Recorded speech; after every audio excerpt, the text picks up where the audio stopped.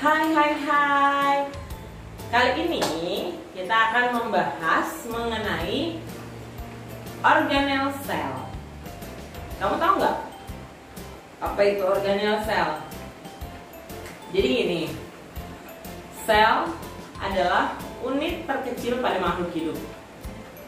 Jadi di tubuh kita ini, bagian terkecil pada tubuh kita adalah sel. Nah, di dalam sel ternyata masih banyak lagi bagian-bagian yang fungsinya sangat penting. Apa aja fungsinya? Yuk kita pelajari bersama-sama.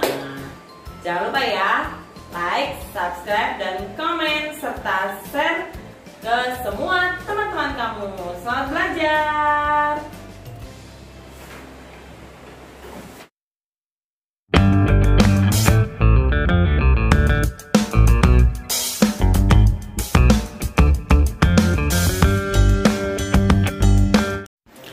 Bagian-bagian sel yang pertama adalah membran plasma.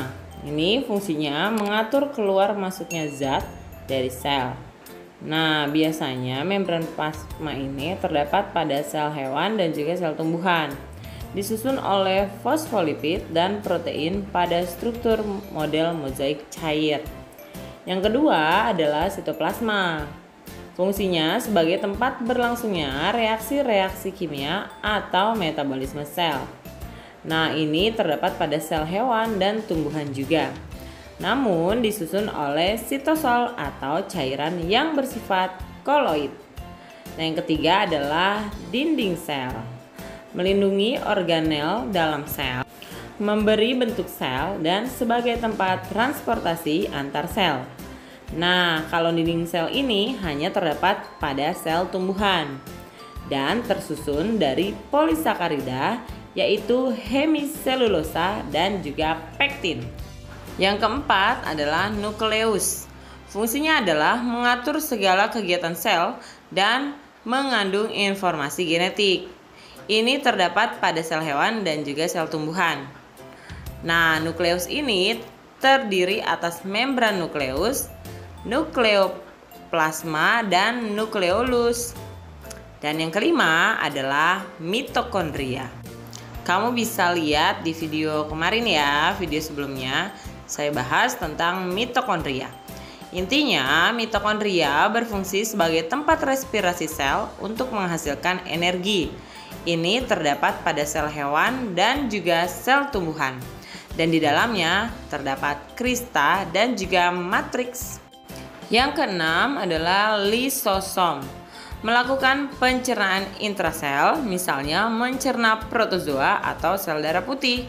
Nah, ini hanya terdapat pada sel hewan dan juga mengandung enzim hidrolitik. Selanjutnya adalah retikulum endoplasma. Nah, retikulum endoplasma ini sering disingkat dengan RE. Ada dua macam, RE halus dan RE kasar. Yang pertama RE kasar ya, ini mendukung sintesis protein dan menyalurkan bahan genetik antara inti sel dengan sitoplasma. Yang kedua RE halus, ini sintesis lipid, glikogen, dan persenyawaan steroid seperti kolesterol, gliserida, dan hormon. Nah, ini ada di dua-duanya ya, ada di sel hewan dan juga sel tumbuhan. Berupa lipatan-lipatan dan tabung-tabung membran yang tersebar di seluruh sitoplasma. Selanjutnya adalah ribosom. Ribosom sebagai tempat sintesis protein. Nah, ini terdapat pada sel hewan juga dan sel tumbuhan juga, namun tidak bermembran. Selanjutnya adalah badan Golgi. Fungsinya membentuk kantung-kantung atau vesikula untuk sekresi. Kemudian membentuk membran plasma, membentuk dinding sel tumbuhan, dan membentuk akrosom pada spermatozoa, serta membentuk lisosom. Nah, ini juga ada di sel hewan dan sel tumbuhan. Kalau pada sel tumbuhan namanya diktiosom. Nah, bentuknya kantung pipi yang dibatasi membran. Selanjutnya adalah sentriol. Fungsinya berperan dalam pembelahan sel, namun hanya terdapat pada sel hewan dan memiliki jumlah sepasang yang disebut sentrosom. Nah, selanjutnya adalah sitoskeleton. Ini memberikan kekuatan mekanik pada sel, menjadi kerangka sel, serta membantu gerakan substansi dari satu bagian ke bagian lain. Nah, ini ada 3 jenis serabut ya, yaitu ada mikrotubulus, mikrofilamen, dan filamen intermediate. Selanjutnya adalah vakuola. Fungsinya untuk menyimpan materi seperti cairan yang mengandung asam organik, asam amino, glukosa, gas, garam-garam kristal, dan alkaloid seperti nikotin, kafein, kitin, tein, teobromin, solanin. Lalu bisa juga menjaga tekanan internal air atau tekanan turgor. Nah, biasanya ini ada pada sel tumbuhan saja, berupa kantung membran tunggal yang disebut tonoplas.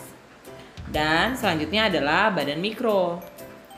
Fungsinya adalah peroksisom mengkatalisis perombakan hidrogen peroksida H2O2 menjadi hidrogen dan oksigen.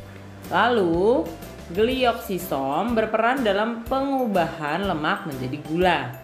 Nah, untuk peroksisom pada sel hewan terdapat pada sel hati, sel ginjal, dan kalau pada tumbuhan itu pada berbagai tipe sel. Glioksisom ini kalau pada lapisan aleuron biji. Dan yang terakhir adalah plastida. Ada kloroplas, fungsinya mengandung pigmen klorofil untuk berfotosintesis. Ada leukoplas untuk menyimpan makanan seperti amiloplas, yaitu menyimpan amilum. Elaioplas menyimpan lemak, dan proteoplas menyimpan protein. Lalu ada kromoplas mengandung pigmen seperti karoten, fikosianin, fikosantin, dan fikoeritrin. Nah, plastida ini hanya terdapat pada sel tumbuhan. Demikianlah bagian-bagian sel atau organel-organel sel yang ada pada sel. Selamat belajar, semoga bermanfaat. Sampai berjumpa pada video selanjutnya. Dadah, bye-bye.